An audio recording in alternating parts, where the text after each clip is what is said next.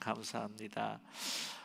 우리 계속해서 다니엘서 11장 1절에서부터 오늘은 27절까지 11장의 한 반 정도만 우리가 같이 함께 나누도록 하겠습니다. 다니엘 11장 1절에서부터 우리 27절까지의 말씀입니다. 찾으셨으면 우리가 한 절 한 절 함께 뜻을 생각하시면서 합독하겠습니다. 내가 또 메대 사람 다리오 원년에 일어나 그를 도와서 그를 강하게 한 일이 있었느니라. 이제 내가 참된 것을 내게 보이리라. 보라, 바사에서 또 새 왕들이 일어날 것이요 그 외에 넷째는 그들보다 심히 부요할 것이며 그가 부요함으로 강하여진 후에는 모든 사람을 충동하여 헬라 왕국을 칠 것이며 장차 한 능력 있는 왕이 일어나서 큰 권세로 다스리며 자기 마음대로 행하리라. 그러나 그가 강성할 때에 그의 나라가 갈라져 천하 사방에 나누어 것이나 그의 자손에게로 돌아가지도 아니할 것이요 또 자기가 주장하던 권세대로도 되지 아니하리니 이는 그 나라가 뽑혀서 그 외에 다른 사람들에게로 돌아갈 것임이라. 남방의 왕들은 강할 것이나 그 군주들 중에 하나는 그보다 강하여 권세를 떨치리니 그의 권세가 심히 클 것이요 몇 해 후에 그들이 서로 단합하리니 곧 남방왕 딸이 북방왕에게 가서 화친하리라. 그러나 그 공주의 힘이 쇠하고 그 왕은 서지도 못하며 없어질 뿐 아니라 그 공주와 그를 데리고 온 자와 그를 낳는 자와 그때 도와주던 자가 다 버림을 당하리라. 그러나 그 공주의 본 족속에게서 난 자 중에 한 사람이 왕위를 이어 권세를 받아 북방왕의 군대를 치러 와서 그의 성에 들어가서 그들을 쳐서 이기고 그 신들을 부어 만든 우상들과 은과 금의 아름다운 그릇들은 다 노략하여 애굽으로 가져갈 것이요 몇 해 동안은 그가 북방왕을 치지 아니하리라.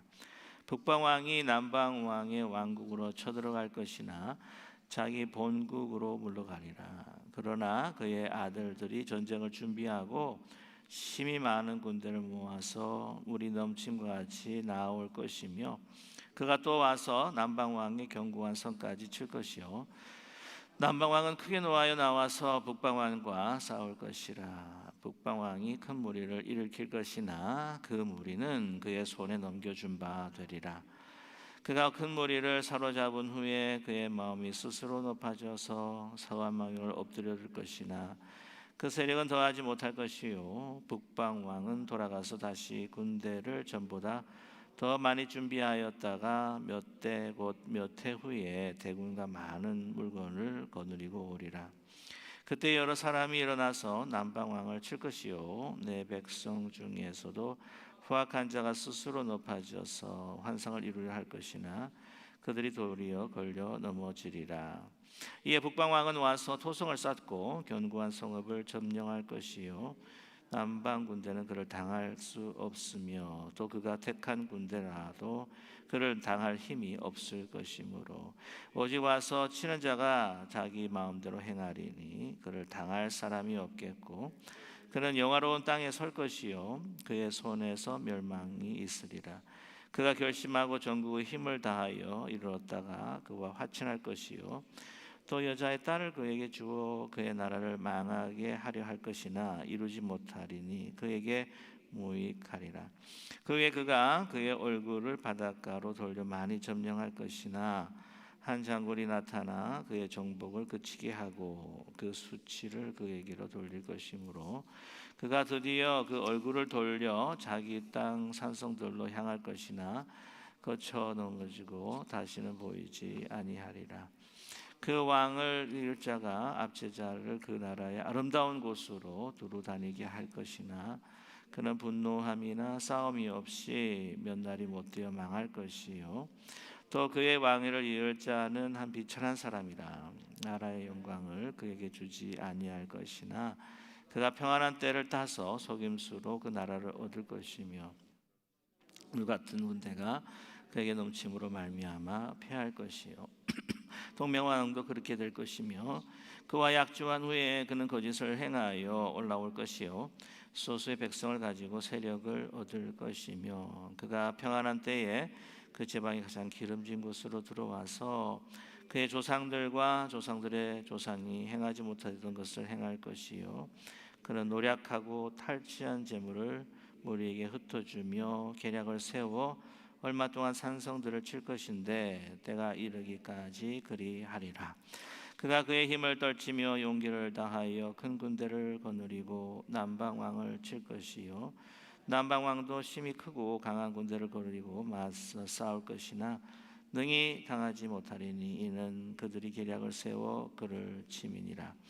그의 음식을 먹는 자들이 그를 멸하리니 그의 군대가 흩어질 것이요 많은 사람이 엎드러져 죽으리라. 이 두 왕이 마음에 서로 해하고자 하여 한 밥상에 앉았을 때에 거짓말을 할 것이라. 일이 형통하지 못하리니 이는 아직 때가 이르지 아니하였으므로 그 일이 이루어지지 아니할 것임이니라. 아멘. 네. 오늘 이 본문을 함께 읽었지만 이게 잘 이해가 되지 않은 부분들이 너무나 많을 것입니다. 오늘 여러분과 함께 나누는 말씀은 좀 이렇게 역사 공부가 될 것 같은데요. 쭉 이렇게 말씀을 들을 때 조금 역사 공부이기 때문에 혹시 지루할 수도 있겠지만 한번 우리가 깊이 어떻게 이 역사가 흘러가고 있는가를 이렇게 살펴보게 되면 여기에 정말 하나님께서 우리에게 말씀하시고자 하는 다니엘에게 말씀하시고자 하는 정말 빛나는 그 보석과 같은 그 메시지가 있다라고 하는 것을 우리는 발견할 수가 있을 것입니다.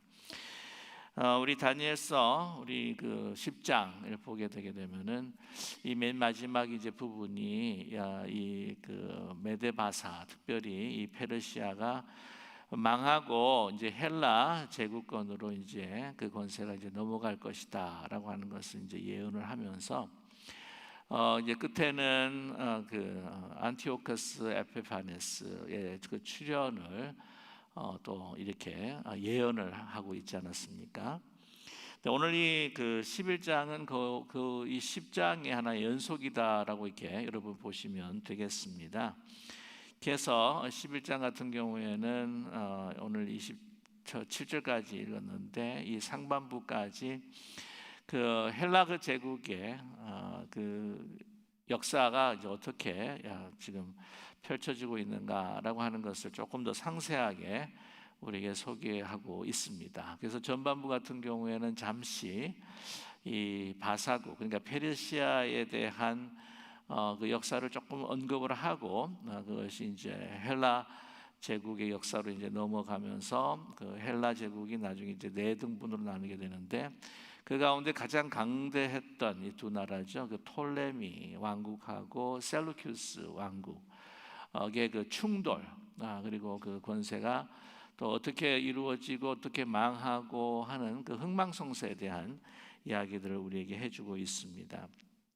그리고 그들 사이에 어떤 투쟁사를 이야기하면서 이 모든 일들이 다 하나님께서 주시하고 있고 또 하나님께서 간섭하고 계신다. 근데 이들의 그 충돌이 누구에게 분명히 영향이 있냐면 그 이스라엘 그 땅 그리고 이 팔레스타인 지역에 살고 있는 이 성도들, 이 이스라엘 사람들에게 영향이 아주 지대하게 미치게 된다고 하는 것이죠.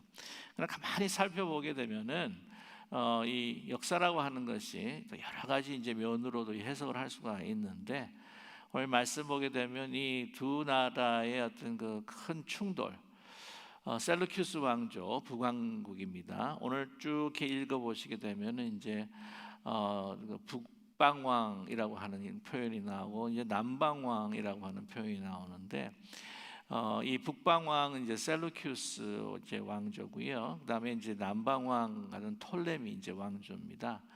그래서 이게 막 충돌하고 서로 공격하고 뭐 치열하게 접전을 벌이고 어떤 때는 화친도 하고 서로 또 속이려고 하고 하는 그 가운데 있어서 그들이 계속해서 넘보고 또는 침략했던 그 땅이 바로 이제 팔레스타인 그 이스라엘의 지역이었다고 하는 것이죠. 그러니까 그 이스라엘의 그 사람들은요, 그 땅에 살고 있는 그 이스라엘 그 민족들은 얼마나 큰 고통입니다. 그러니까 우리 대한민국하고 역사도 참 많이 비슷해요. 그 열강에 그 쌓여 있는 우리 대한민국 보게 되면 정말 하나님께서 축복하시고 보호하신 나라인데, 이 땅에서 그렇게 큰 제국들은 쪼그라들고 또한 사라지기도 하고 그러는데, 그런 수많은 그 열방, 그 열강 가운데서도 아직까지도 이렇게 버티고 있는 거 보면은, 야, 이거는 정말 하나님의 은혜다라고 하는 것을 우리가 고백할 수밖에 없다고 하는 것입니다.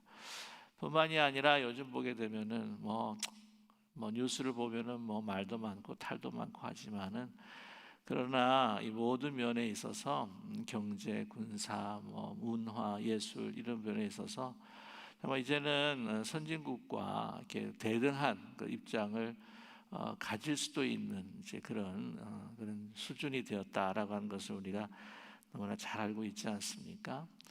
근데 이 말씀을 보게 되면은 그러는 가운데에 여러분이 결론적으로 또 말씀을 드리면 그 이스라엘 그 백성들에게 이런 엄청난 그 대국들이 충돌을 하면서 그 가운데서 고래 싸움에 정말 새우등 터지는 것 같지만 그들도 다 사라지고 또한 그들도 이제는 다 또 망하고 패망하리라 라고 하는 그런 메시지들을 그들에게 주고자 한 것이었습니다. 자, 이 결론의 부분들 나중에 조금 더 여러분께 함께 나누고요. 좀 이렇게 빨리빨리 좀 우리가 어떤 일들이 있는가 하는 것을 좀 진행하면서 이야기하도록 하겠습니다. 이제 1절에 보면 내가 메대 사람 다리오 원년 일어나 그를 도와서 강하게 한 일이 있었느니라 라고 이렇게 이야기를 합니다. 그러니까 하나님께서 그 다리오를 이제 도와가지고는 이제 강하게 한 것이 있다라고 하는 것이죠. 근데 하나님께서 도우시고 또 하나님께서 또 심판하시고 이것이 다 하나님의 장중에 있다라고 하는 것을 먼저 선포하고 계십니다.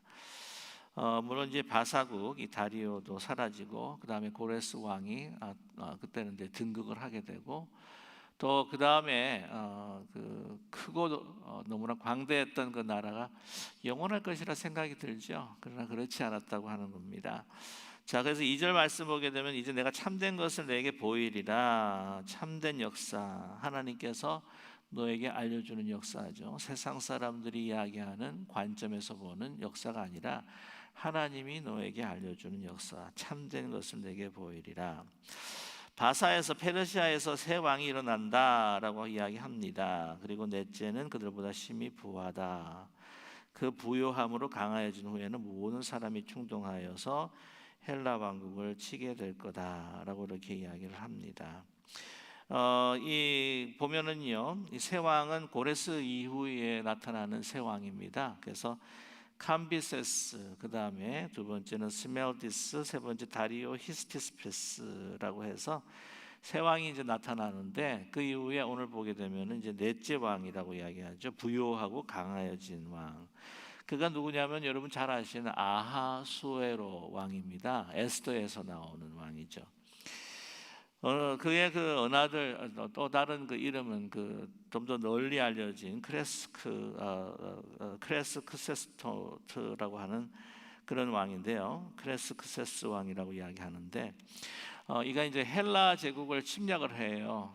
강력한 힘으로 이제 헬라 제국을 침략하는데 그때 이제 그걸 배경으로 했던 것이 이제 스파르타 쪽을 이제 먼저 공격을 하면서 여러분 영화를 관심 가지고 계신 분들은 좀 액션이 많고 너무 좀 잔인했던 부분도 있었지만은 300이라고 하는 영화가 배경이 됩니다.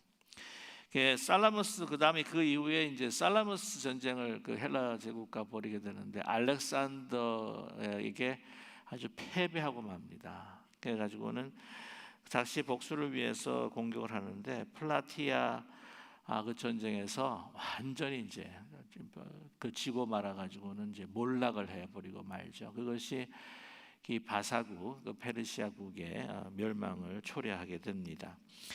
그래서 오늘 3절 말씀 보게 되면 장차 한 능력이 있는 왕이 일어났다. 누구겠어요? 여러분 잘 아시는 알렉산더 대제예요. 그래서 큰 권세로 다스리면서 자기 마음대로 행하리라. 알렉산더 대제가 20살에 왕으로 서게 되면서 이제 아시겠지만 한 13년이죠. 33세에 아마 죽는 걸로 알려져 있습니다. 그 원인이 많은 사람들이 이야기하기를 이제 말라리아에 걸려서 그렇다. 그래서 그 인도에 가가지고 말라리아에 이제 걸리게 된다고 하는 이야기가 나오는데 그 측근들은 이제 말렸다 그러죠. 가지 말라고. 그러나 이 땅을 정복하기 위한 그 야욕에 불타 있었던 정말 알렉산더 대제 인도를 점령하고 난 다음에 이제 더 점령할 땅이 없다고 한번 울었다고 하는 그런 이야기도 전해옵니다. 그러나 그가 이제 죽게 되고 말아요. 그렇게 모든 것들을 자기 마음대로 행할 수 있는 능력과 권세가 있어 보이지 않습니까? 그러나 하나님 와라 데려가시게 되면은 그것으로 모든 것이 끝이 납니다. 오늘 말씀 보게 되면 이 4절에요. 그 크고 놀라웠던 그 권세, 이 땅에 어느 누구도 대적할 수 없었던 것처럼 정말 invincible, 이 패배할 수 없는 그러한 그가 그의 그 죽음으로 인한 그 권세의 그 권력의 허망함이라고 할까요? 그 4절에서 여러 가지 단어로 설명을 해주고 있습니다. 자, 그러나 그가 강성할 때에 그의 나라가 갈라져 죽고 난 다음에 내가로 갈라집니다. 사방으로 나눌 것이나 그의 자손에게로 돌아가지 아니할 것이요. 그죠? 갈라진다, 나누어진다, 자손에게 돌아가지 아니한다. 보세요. 또 자기가 주장하던 권세대로 되지 아니하리니. 그 엄청난 권세를 가진데 자기 마음대로 할 수 있을 것 같죠? 권세대로 되지 아니한다는 겁니다. 나라가 뽑혔습니다. 그 외 다른 사람들에게로 돌아갈 것이라 라고 하는 거죠. 자기의 그 후손들에게 남겨줄 수 있을 것 같다. 자기 자식에게 남겨줄 수 있을 것 같다. 권세나 부요함이나 재물이나 모든 것들 안 돌아간다는 겁니다.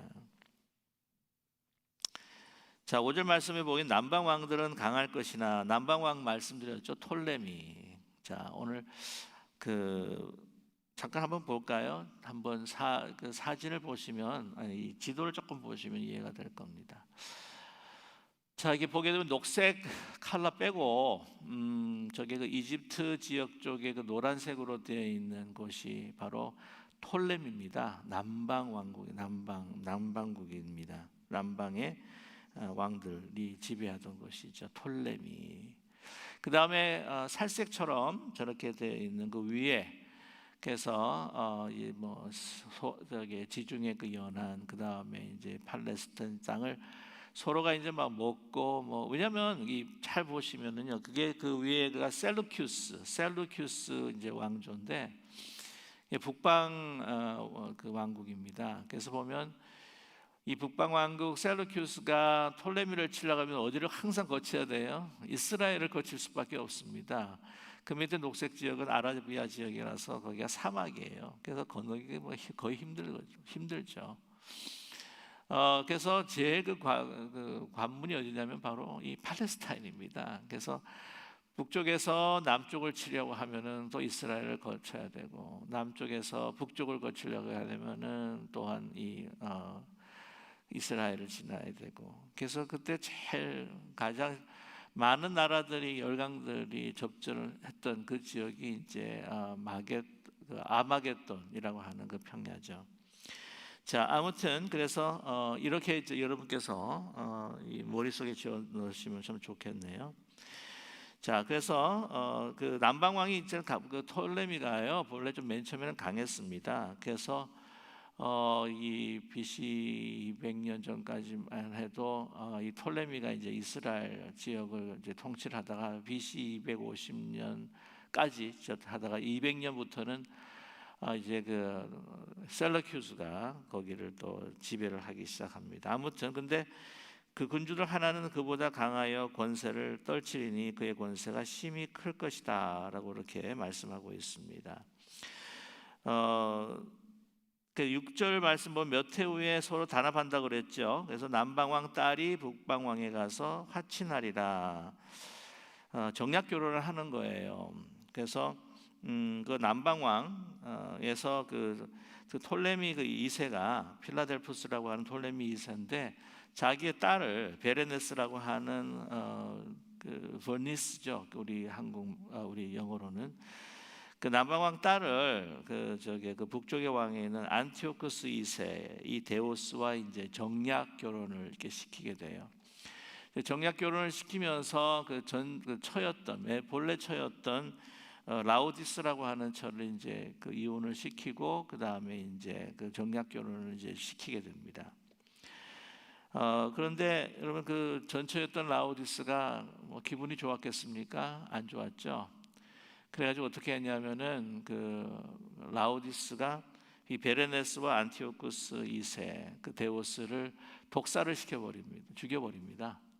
그리고 그 베르네스가 낳았던 그 아들들도 다 이렇게 죽여버리죠.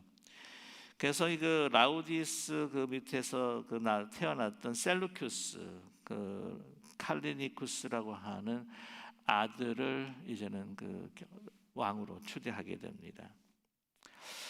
여러분 그러면 가만히 있겠어요? 그렇게 죽였는데 그 남방에 있는 그 왕이 가만히 있겠습니까? 오늘 말씀 보게 되게 되면은 7절이죠. 그러나 그 공주의 본 족속에서 난 자 남방왕입니다. 난 자 중에 한 사람이 왕위를 이어 권세를 받아서 어떻게 해요? 북방왕 군대를 치러 오게 됩니다. 쳐서 이겨요. 이 베레네스의 그 형 브라더가 되는데요. 그 톨레미 3세입니다. 톨레미 3세가 이제 복수를 하러 이제 전쟁을 일으키게 됩니다. 그래서 승리를 하게 돼요.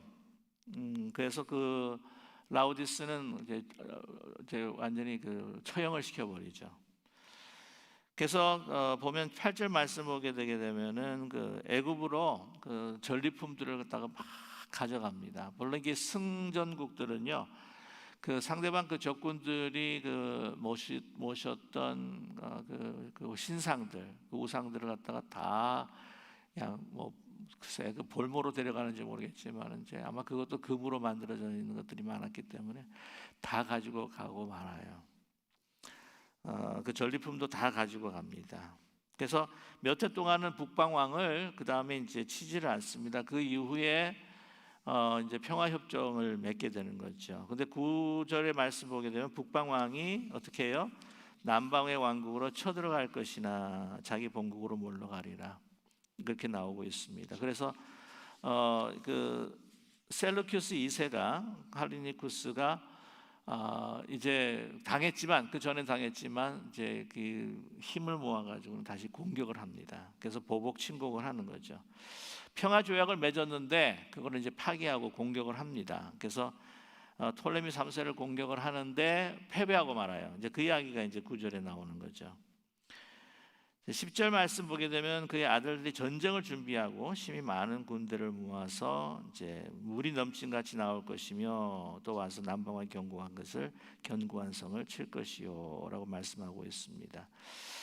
그래서 이제 그의 아들들이 있어요. 그 이제 당했죠. 톨레미 그 3세한테 이제 패배를 당했던 셀루큐스 2세가 그 아들들이 있습니다. 그래서 셀루큐스 3세, 그 다음에 안티오쿠스 3세가 있는데 그 셀루큐스 그러니까 첫째죠. 셀루큐스 3세 같은 경우에는 이 소아시아 전쟁을 이제 벌이다가 거기에서 이제 죽게 됩니다. 죽게 되고 동생 안티오쿠스 3세 마그누스라고 하는 것인데 그가 이제 그 일단은 톨레미를 치지 아니하고 영토를 넓히고자 이제 팔레스타인하고 그 다음에 이제 그 보면 그 페니키아 그쪽에 보면 이제 팔레스타인 쪽에서도 이제 그 해변 쪽으로 이제 페니키아를 치게 됩니다. 그래서 그것을 얻게 되죠. 그래서 안티오코스 3세가 그렇게 하니까 그렇게 하는데 그 점령했던 그 땅이 이제 그 팔레스타인이 그 뺏기니까 오늘 11절 보게 되게 되면은 이 톨레미 4세가 다시 공격을 합니다. 그래서 라피아 전투에서 안티오쿠스 3세가 대패를 하고 말아요. 11절 보면 남방 왕은 크게 노하여 나와서 그죠? 북방 왕과 싸울 것이다. 북방 왕이 큰 무리를 일것이나 그 무리는 그의 손에 넘겨준 바 되리라. 진다는 이야기입니다. 진다는 이야기예요. 자, 근데 12절에 이제 말씀을 보면은 이런 말씀이 나오죠. 그가 큰 무리를 사로잡은 후에 그의 마음이 스스로 높아져 수만 명을 엎드릴 것이나 그 세력은 더하지 못할 것이요 라고 이렇게 이야기를 하는데요. 여기서 우리가 좀 더 관심을 두고 봐야 할 것이 그의 마음이 스스로 높아져서, 자, 솔레미 4세가 전쟁에서 승리를 하게 되죠. 전쟁에 승리하니까 이제 막 스스로 높아진 겁니다.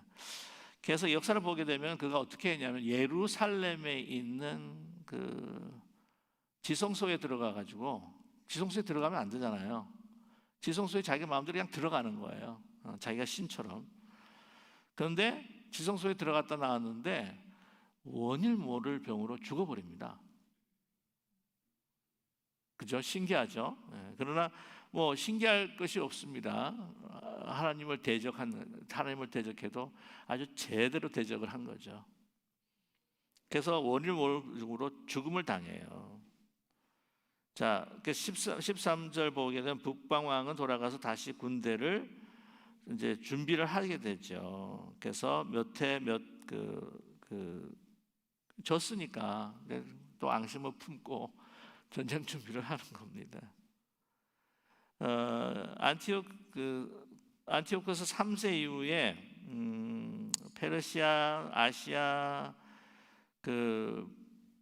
카스피의 북쪽, 인더스 그쪽으로 이제 톨레미를 치지는 않고 그 주위의 그 국가들을 갖다가 점령을 하기 시작합니다. 아까 여러분께서 보셨던 그 지도가 그 안티오크 3세 때에 그 점령했던 아주 영토가 확장이 되었던 그 지도를 여러분께서 보신 거거든요. 그러면서 이제 호시탐탐 기회를 이제 보고 있습니다. 이제 톨레미를 다시 자, 근데 톨레미 이제 4세가 죽었지 않았습니까? 그러니까 톨레미 5세가 이제 등극을 하는데 그때가 이제 4살밖에 안 됐어요. 4살. 4살에 해서 어떻게 됐습니까? 자꾸 내란과 반란이 일어나는 거예요. 내란과 막 반란이 일어나는데 14절 말씀 보세요. 그때 여러 사람이 일어나서 남방왕을 칠 것이다. 여러 사람이 일어나서 친다라고 하는 건 내란이 일어난 겁니다.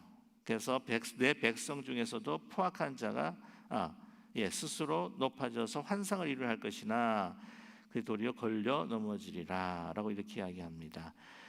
이 내란과 함께 오늘 내 백성, 그러니까 다니엘의 백성이라고 하면 이스라엘이죠. 이스라엘들 가운데서 어떤 사람이 있었냐면은 그 셀루큐스의 친셀루큐스 그룹들이 있었어요. 그래서 셀루큐스의 그 힘을 얻고 또한 이 톨레미 쪽으로 이게 공격을 하고 치려고 했었던 그런 사람들이 있었다고 하는 겁니다.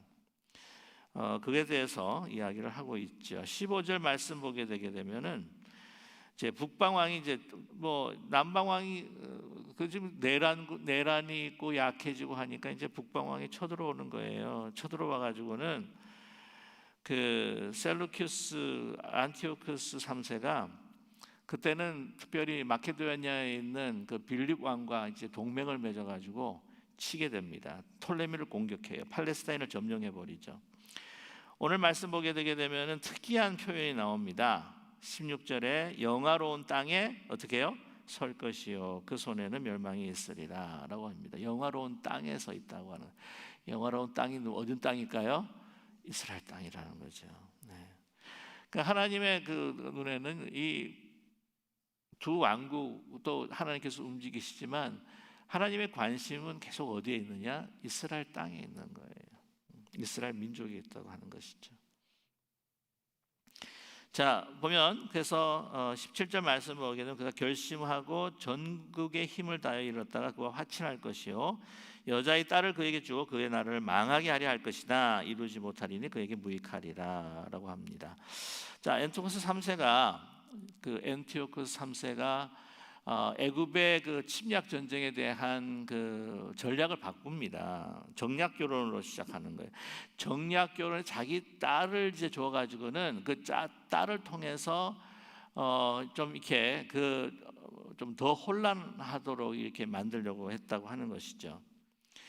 근데 재미나는 것은 마음대로 안 되는 것 같아요. 그 딸이 남편하고 결탁을 해가지고 로마를 끌어들여 가지고는요, 이 클레오파트라인데 로마를 끌어들여 가지고 그 아버지 안티오코 3세를 갖다가 공격을 합니다. 그래서 옛날에, 지금은 아닌데, 지금은 뭐 딸들을 되게 좋아하세요, 부모님들이. 근데 딸들의 시작 보면 소용없어 뭐 이렇게 이야기하는 것 같은데, 그게 뜻대로 안 되는 거예요, 딸도. 그래가지고 공격을 받게 됩니다. 그게 이제 17절에 나오는 이야기고요. 18절 말씀 보게 되면은 그 후에 그가 얼굴을 바닷가로 돌려 많이 점령할 것이나 한 장군이 나타나 정복을 그치게 하고, 안티오코 3세가 이제는 그러니까 다시 이제 공격을 또 시작을 하죠. 그래서 이제는 지중해 해안, 이제 로마 군대가 공격을 받았으니까 괘씸하니까 이제 로마 쪽도 이렇게 치고 싶어서 지중해 연합을 점령하기 시작을 하는데, magnesia 전투에서 이 오늘 말씀 보게 되면 한 장군이 나타나, 이 로마 장군입니다. 루키우스 스키피오라고 하는 로마 장군인데, 이 로마 장군에서 완전히 대패하고 말아요. 이 BC 190년인데 완전히 대패하고 말아버립니다. 그래서 그 수치를 그에게 돌릴 것이므로, 이제 19절 말씀을 이제 보게 되면은 그가 드디어 얼굴을 돌려 자기의 딴 산성들을 향할 것이나 거쳐 넘어지고 다시는 보이지 아니하리라. 바닥이 이제 전쟁을 끝냈는데 이제 대패하고 말아요.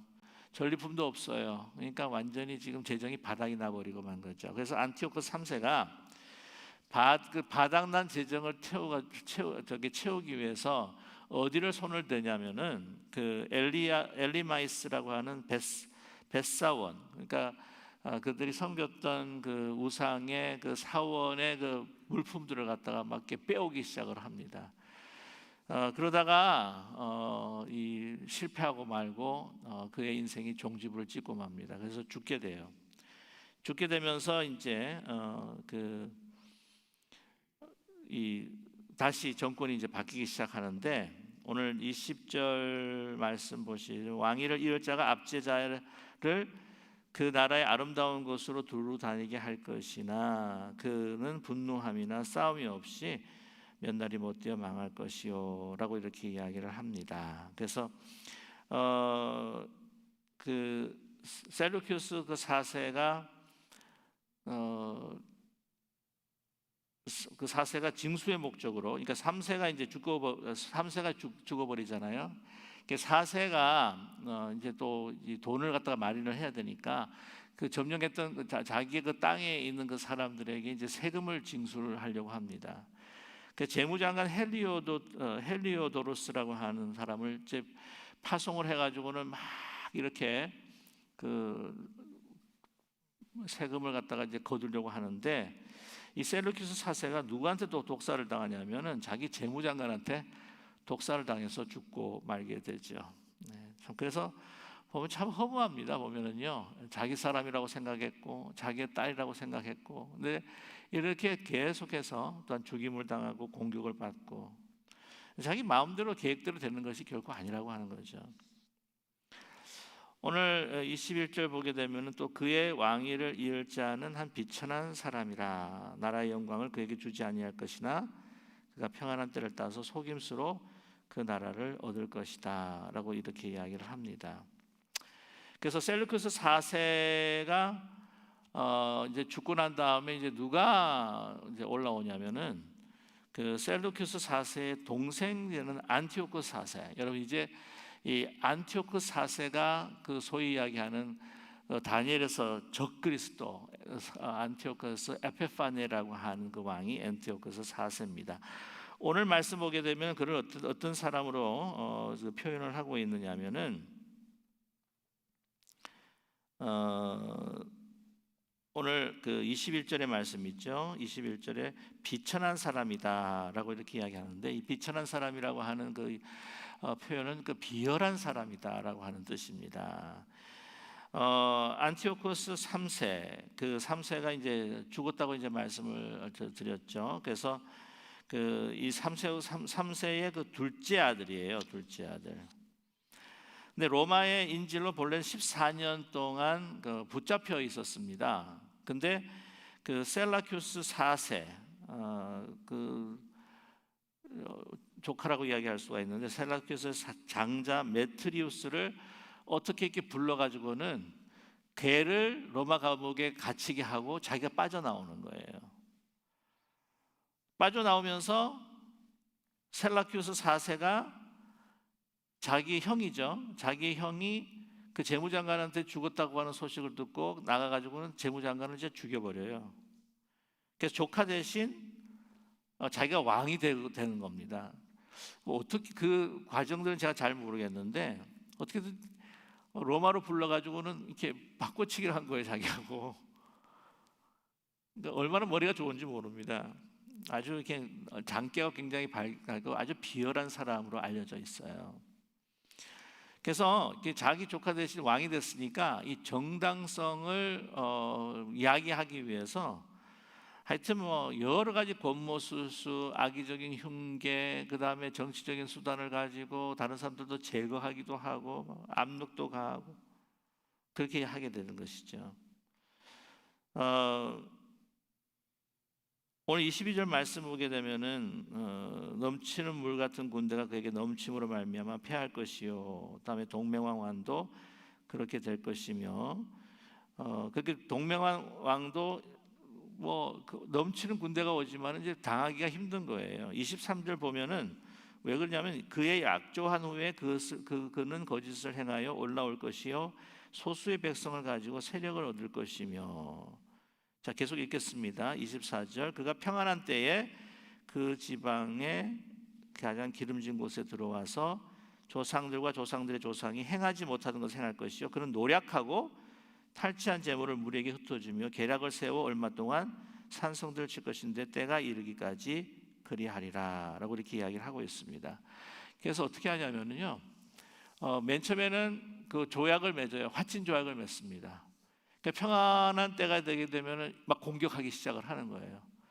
공격해가지고는 가던 그 전리품들을 그 밑에 백성들에게 조금씩 나눠주는 거예요. 그러면서 자기 은기를 끄는 겁니다. 그래서 그 백성들의 마음을 얻어서 이게 그 지방을 또한 먹게 되는 거죠. 또 이런 방법입니다. 그러니까 화친 조약을 맺고 평화 조약을 맺었으면 그것을 지켜야 되는데 그거는 그냥 하나의 전략일 뿐인 거예요. 그건 나중에 공격하고 그 사람들의 마음을 가을들을 내리게 하는 그런 수단으로 사용했다는 겁니다. 비열했다고 하는 거죠. 뭐 그렇게 이야기할 수도 있겠죠. 뭐 전쟁인데 뭐 비열한 게 어디 있고 뭐. 그래도 그때만 해도요, 이 자기 그 화치를 맺고 하면 그것을 지키려고 하는 어떤 그런 요즘에도 참 의리 찾아보기 힘든 것 같긴 한데 그래도 그런 디그니티가 있었다고 하는 것이죠. 전쟁에 있어서도.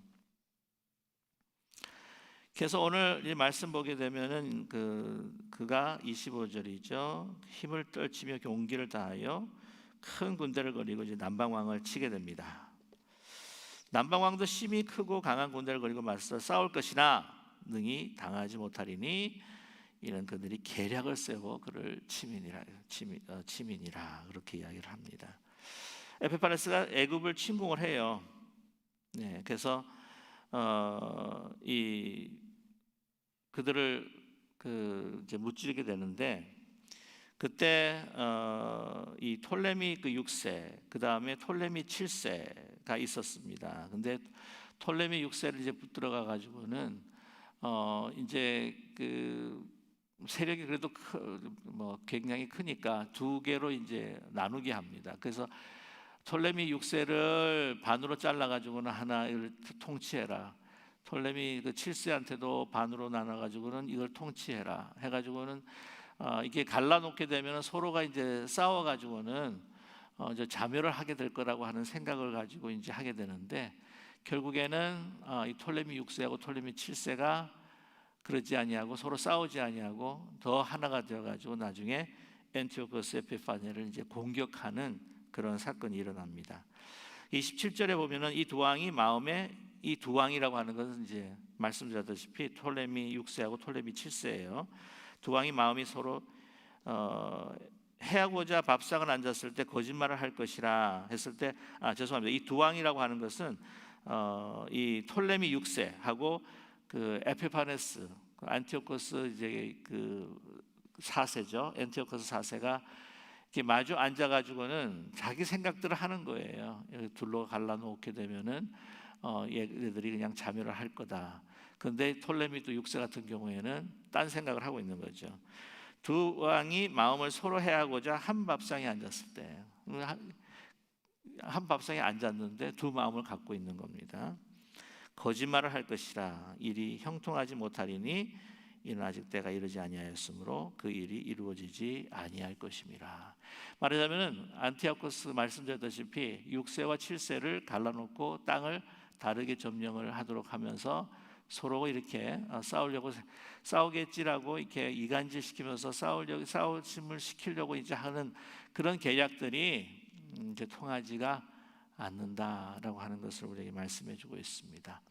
네, 이제 오랫동안 지금까지 여러분께 이제 설명을 드렸는데 여기서 정말 이야기하는 것은 무엇이냐면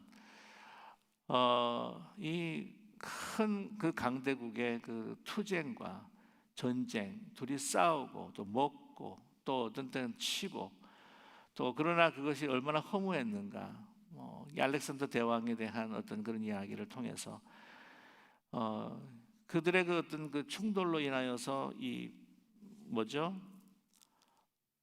이스라엘 그 백성들이 그 이스라엘 땅에 살고 있는 그 백성들이 얼마나 큰 고통을 당하게 되는가. 왜냐하면 뭐 위쪽에서도 치고 아래쪽에서 위쪽으로 치고 올라오고 위쪽에서 아래쪽으로 치고 내려오고 뭐 이렇게 모든 가운데에 여러분 끝까지 오늘 11장 다음 시간에 이제 더 말씀을 나누겠지만 다 모든 이 권세들의 다 끝이 있다는 거예요. 그래서 이 왜 하나님께서 다니엘에게 이 말씀을 이제 주셨는가 하면 다니엘은 하나님의 사람으로서 그 민족에 대한 그 비전, 민족에 대한 근심과 걱정을 갖고 기도하는 사람이었습니다. 자기가 이렇게 높은 자리에서 자기만 먹고 잘 살고 그냥 끝나면 되지라고 생각하는 사람에게는 하나님께서 이런 비전을 주시지 않으셨을 거예요. 환상을 주시지 않으셨다는 거죠.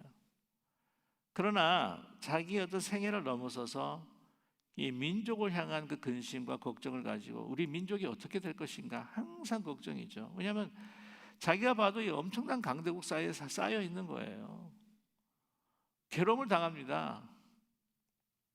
그러나 이 안티오코스 나중에 보게 되면 이제 안티오코스 에피파네스의 그 막 악한 그 행위, 막 이 성전을 더럽히고 정말 이 예수 그리스도께서 재림하실 때에 정말 전무후무한 그러한 그 악과 또한 그 막 하나님 앞에 대한 신성 모독 같은 그러한 그 권세, 마지막 엔티크라이스트를 대표할 만한 그런 행동을 저질렀던 그 안티오코스 에피파네도 어떻게 해요? 끝이 있다는 거죠. 그러니까 뭡니까? 여러분 모든 묵시문학에 있어서 그 메시지는 뭐냐면 하나님의 백성들 이 시대뿐만 아니라 계속해서 메시아가 오시기 전까지 하나님 새 하늘과 새 땅을 이루시기 전까지 오는 모든 이 땅의 권세들로 오는 그 박해와 고통과 아픔 이런 모든 것들에 대해서 그것에 타협하면서 배교하지 말아라. 앞잡이가 되지 말아라. 오늘도 좀 잠시 언급을 했었지만은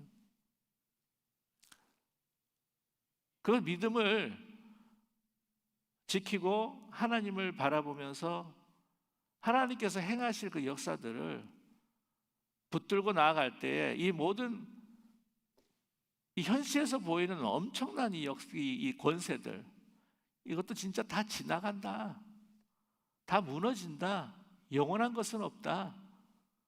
영원한 것은 하나님의 말씀이요, 하나님의 약속이고, 하나님께서 우리를 구원하실 뿐만 아니라 너희들에게 주시는 그 후손들, 그 민족, 또한 교회, 그 교회는 정말 하나님의 그 은혜 안에서 영원하리라. 그러니까 믿음을 지키고 배교하지 말고 견디고 소망을 가지고 승리해라 라고 하는 메시지를 주시는 겁니다. 다니엘도 그렇고 요한계시록도 마찬가지라는 거죠. 그리고 좋아요, 여러분.